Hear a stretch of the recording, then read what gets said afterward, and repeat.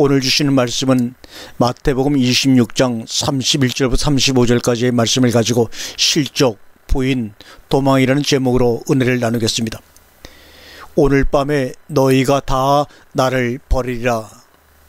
주님께서 이렇게 제자들 앞에서 예언을 하고 계십니다.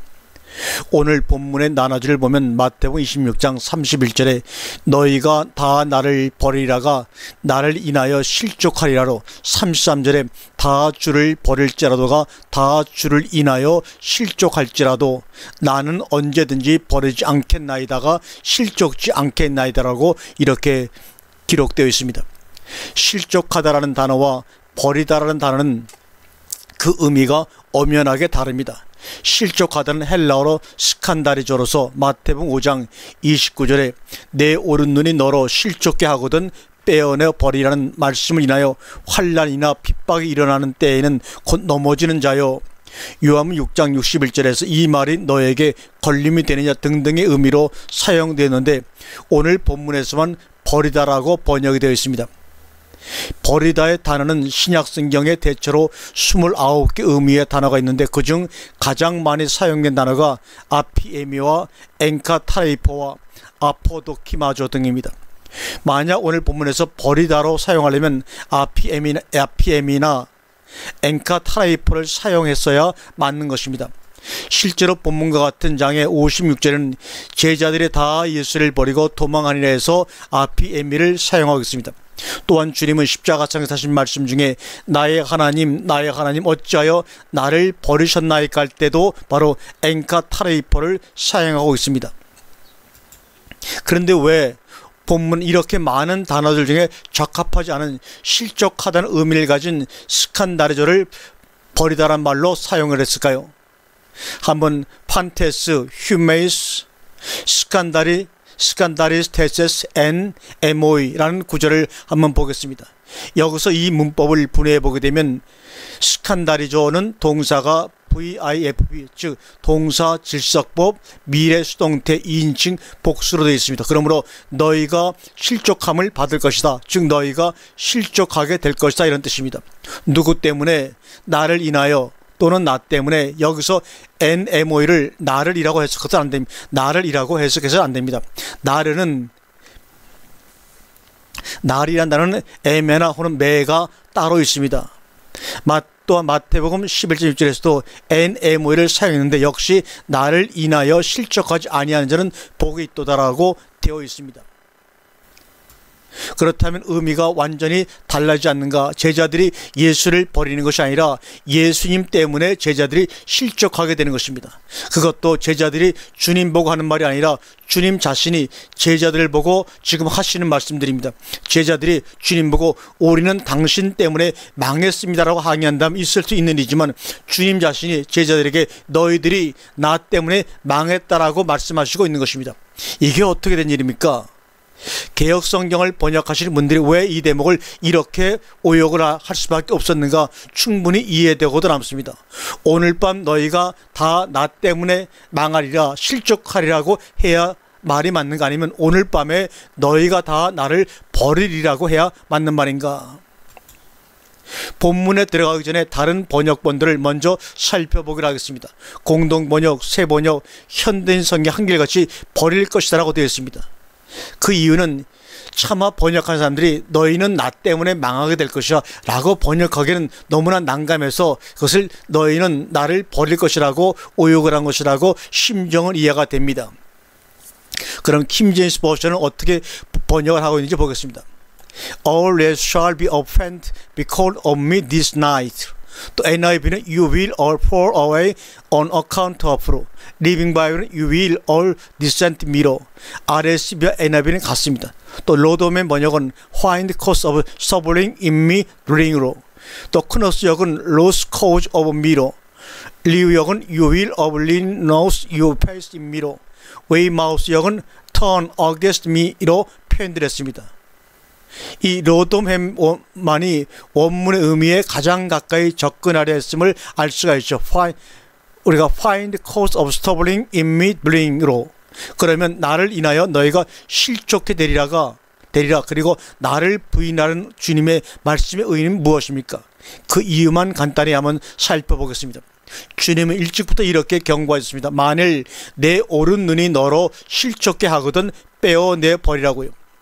결론부터 말하면 제자들이 이 말씀대로 그들을 실족해 하는 눈을 빼어버렸더라면 주님이 말씀하신 이 밤에 실족하지 않았을 것이라는 말입니다. 한번 생각해보죠.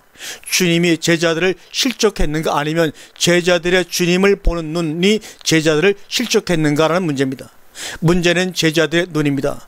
다세포로 조직되어 있는 검든지 푸르든지 갈색인 그 눈이 문제가 아니라 여자를 볼 때 음욕을 품게 하는 바로 그 눈입니다. 이것을 관점 또는 시각이라고 하죠. 제자들이 주님을 보는 시각입니다.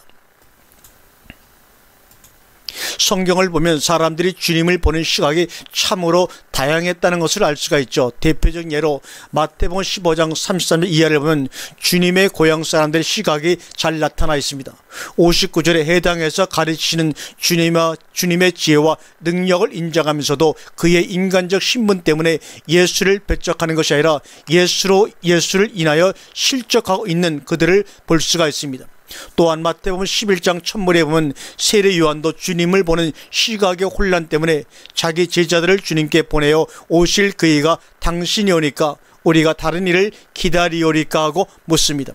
다시 말하면 유대인 모두가 가지고 있는 메시아 사상을 세례 요한도 가지고 있었고 기대하고 있었는데 그를 증거한 자기가 옥에 갇혔는데도 속수무책, 상책이라는 식으로 모른 체 하시는 예수님이 원망스러워 과연 당신이 그입니까 하고 다시 한번 확인하는 것으로 볼 수밖에 없습니다. 그러나 주님의 대답이 무엇입니까? 소경이 보며 안진뱅이가 걸으며, 다시 말하면 소경들의 눈이시며 안진뱅이들의 발이시며 문둥이들의 깨끗함이시며 귀멍어리들의 귀이시며 죽은 자들의 생명이시며 가난한 자들을 부욕케 하시는 복음이시지 혁명가들의 우상이 아니시라는 말씀입니다. 그래서 그 다음 절에 누구든지 여자가 낳은 자 중에 더 큰 이는 없는 세례 요한도 포함해서 누구든지 나를 인하여 실족지 않는 자는 복이 있는 자라고 덧붙여 말씀을 보내셨던 것입니다. 그러므로 천국에서 극히 작은 자라도 세례 요한보다는 큰 자인 것이다. 세례 요한의 나를 인하여 실족의 이유를 아셨으리라고 믿습니다. 제자들의 시각은 어땠습니까? 마태복음 18장 1절에 천국에서는 누가 큰 일이라고 묻는 제자들의 심포를 하신 주님은 늦다없이 어린 아이들을 들먹이시더니 나를 믿는 이 소자 중 하나를 실족케 하면 차라리 연자 몇 돌을 그 목에 라는 밑도 끝도 없는 이해치 못할 대답을 하십니다. 7절에서는 실족케 하는 그 사람에게는 하가 있도다 라고 하시며 찍어내버려라, 빼어내버려라 하시는 끔찍스러운 말씀을 하고 계십니다. 여기서 문제는 누가 이 순진한 제자들에게 큰 자에 대해서 관심을 갖게 했느냐는 것입니다. 또한 제자들이 주님을 따르고 있는 목적이 무엇이냐는 것도 문제입니다. 지난번에 설교에서 갈 바를 알지 못하고 해서 주님을 따른다는 것이 다 사역의 길이 아니라 그것은 다만 사람의 생각일 뿐이라는 말씀을 드렸습니다. 오늘날 주님의 종들은 한결같이 큰 자에 대해서 큰 관심을 가지고 있습니다. 그것 또한 사람의 생각일 뿐입니다. 또한 그런 사람의 생각이 주님을 믿는 소자를 실족시키는 원인이 되기도 합니다. 그러므로 세상에는 화가 있게 마련이여 실족게 하는 일이 없을 수가 없는 것입니다. 그러므로 화는 계속 꼬리를 물고 하하하가 3번씩이나 거듭해서 오는 것입니다. 그것이 바로 요한계시록 11장 14절과 요한계시록 8장 13절의 내용입니다. 마태복음 20장 20절을 보면 큰 자리 운동에 치맛바람까지 등장하여 설치는 모습을 보여주고 있습니다. 내 두 아들을 하나는 자정승으로 하나는 우정승으로 앉혀주소서 하자 주님 대답이 뭐라고 말씀하십니까? 너희 구하는 것을 너희가 알지 못하는도다.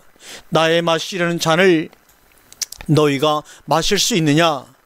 그러시는데도 12 제자들은 두 형제에 대하여 분이 여기고 있는 것을 보신 주님의 심정이 어떠시겠습니까? 이방인의 집권자들이 저희를 임의로 주관하고 그 대인들이 저희에게 권세를 부리는 줄을 너희가 알거니와 너희 중에는 그렇지 아니하니, 이렇게 말씀하십니다. 이 사건 다음에 무슨 이야기가 나오는가를 펼쳐보십시오. 마태복음 20장 33절입니다. 너희에게 무엇하여 주기를 원하느냐 가로되 주여 우리 눈뜨기를 원하나이다. 예수께서 민망히 여기서 저희 눈을 만지시니 곧 보게 되어 저희가 예수를 쫓으니라. 큰 자나 높은 자리를 원하는 높은 양반들은 눈뜨기를 원해야 할 소경임을 알아야 할 것이라는 말씀입니다. 제자들의 눈이 제자 자신들을 실족해 한 것입니다. 그러므로 제자들은 일찍 그 눈을 빼어 그리고 내버려야 했던 것이죠. 그런데도 그 눈을 계속 가지고 예수 아닌 왕을 쫓아다니다가 적기에 걸려 넘어지고 만 것입니다. 실족은 부인을 가져온 것입니다. 또한 그 결과는 제자들이 다 예수를 버리고 도망하니라가 된 것입니다. 그러므로 부인의 참뜻은 모른다가 아니라 아니다인 것입니다. 다시 말하면 왕인 줄 알았었다. 그런데 아니었다가 부인입니다. 세례 요한이 그랬고 제자들이 그랬습니다. 혹시 또 우리가 그럴 수도 있습니다.